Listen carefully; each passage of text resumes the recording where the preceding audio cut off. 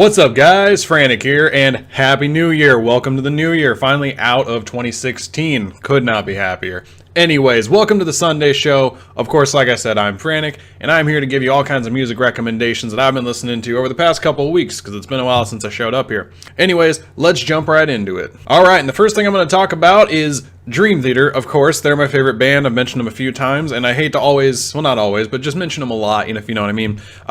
Interestingly enough, that guitar back there, the black one that's not in a case, that is going to be something I'm going to be trying to do a little more. I've mentioned before on our podcast, and I think in one of the earlier Sunday show episodes potentially, that I wanted to start doing my own music. It's something that I've wanted to do for a long time, playing guitar for 10 plus years.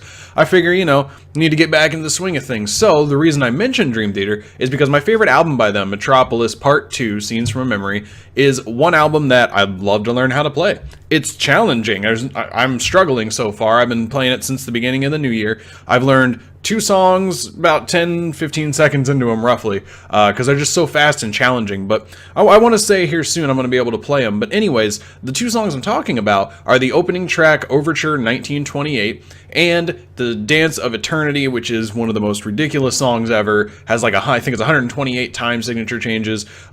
Those 2 songs, all instrumental by the way, are really, really awesome. The whole album is amazing. It's my favorite, like I said. It's a concept album that deals with character living through someone else in a past life and murder and all this interesting stuff, and I probably will delve into that in an album review at some point, if I delve into concepts and stuff like that.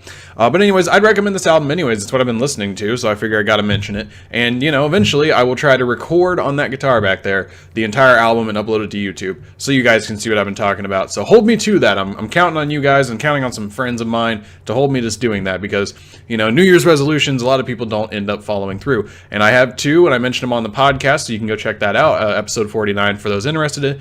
But anyways, I'm going to try to stick to that. Hold me to it, please. Alright, next up we're jumping into another one of my favorite bands who I've mentioned before on here as well, because they have a new album that's actually coming out this Friday the 13th, and that band is Pain of Salvation. But I haven't been listening to their new singles. They've released 2 singles, both of which are really cool and really interesting. I've actually been listening to The Perfect Element Part 1. There is no Part 2. Remedy Lane, which is the album that follows this, could be argued to be Part 2, but it's not actually called that, so I don't want to say that without delving even further into it than I already have. Anyways, The Perfect Element Part 1 is an awesome album. Pain of Salvation is a lot like Dream Theater, but they don't do as many complex rhythmic breakdowns or crazy solos. They tend to rely more on lining up their rhythms with the singer doing polyrhythms and all that really fun stuff. And of course, their singer is amazing. They have some of the best vocals and some of the really cool catchy lines. And I definitely would recommend this album if you like Dream Theater, for instance. If you like them, definitely will like these guys. If you like Riverside, another band I mentioned, you'd probably really like these. If you've listened to Riverside, you've listened to Dream Theater, they're kind of here and here when it comes to the spectrum of progressive music. And I would say Pain of Salvation is right in the middle, a mixture of both, potentially. But anyways, if you want a specific song off this album, I would definitely recommend the final track of the album, The Perfect Element, which is, the title track. It's amazing. And if you don't want to sit through, I think it's 10 minutes long. If you want to sit through a little shorter one by a minute, Idioglossia is another really good one. But honestly, listen to the album front to back. It's a concept album. It's really, really, really good. I've just been listening to it a lot lately. My original listen through this album, I didn't think it was as good as some of their other stuff. I'd listened to Remedy Lane was my first take on Pain of Salvation, and that's an amazing album. But when I listened to Perfect Element, I was like, this falls short by a little bit. But the more I listen to it now, the more I'm just like, man, this is really, really good. So I would highly recommend this album. Alright, we got one more album to talk about now. I feel kind of bad. I've been out for about 3 weeks or so. I haven't released any videos. I was planning on doing a top 5 albums of the year. It kind of got dated really quick when I started talking about the upcoming holidays, and I didn't get around to editing it. I still might do that if you guys are interested. I definitely have some fun albums to talk about from last year. But what I'm trying to say is I feel really bad that I'm only going to give you 3 albums after having not given you anything for 3 weeks or so. Regardless, I don't like repeating myself too much, so when I picked Dream Theater first, I'm like, I just talked about them probably on the last episode or the episode before, so I feel really bad about that.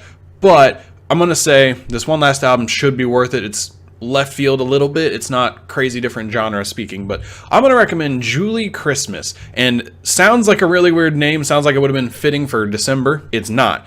her name is because she was born on Christmas. That's the only thing that is related to Christmas there. Because this album, The Bad Wife, is ridiculously awesome. Now, I'm going to preface this, all right? So I say left field only because her singing voice is a little weird and kind of weird to get used to. And that's not to say it's a bad thing. Just if you don't like something like the Cranberries, for instance, where their singer has a very unique voice and kind of can get nails on a chalkboard at some points. She's not as bad. Julie Christmas is not as bad as that, but she's very, very unique and awesome to listen to, in my opinion.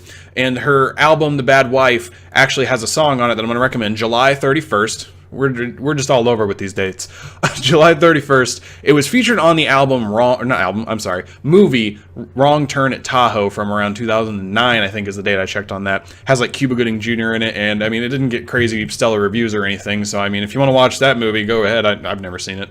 This isn't a movie recommendation show.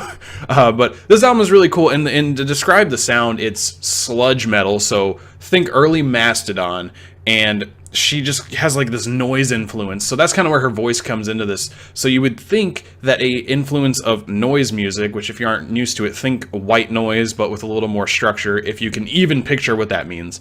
And she uses her voice to kind of like, I don't know, slice through the layers of music that she's built, and it's very unique. And it's this album, from what I saw, it's from 2010, like I said. It's a very acclaimed album is the best way to put it. So I would definitely recommend this. July 31st is the first track. If you like it, keep going. I've been listening to this at work, and it's a really, really interesting album. So I definitely like it, and I would definitely recommend it to you. All right, guys, that about does it for me. I hope you enjoyed all this. Once again, Happy New Year, and let me know what you guys are listening to this week. I'd love to hear it. I'd love to see if something is there for me to talk about for the next show.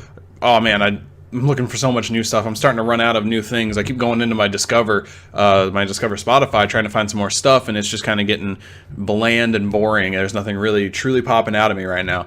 As always, I always like to check out the Heavy Blog is Heavy website, because they tend to have some really unique stuff. There was some stuff I was listening to this week, but didn't get enough to delve into it to say, here's what it is. I would have just been spitting names and hoping you liked it.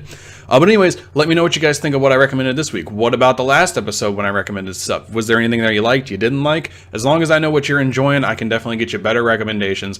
But that is it for me today, guys. I will hope to see you next time. Like I said, let me know what you're enjoying. Remember to like, comment, subscribe. I'll see you guys next time.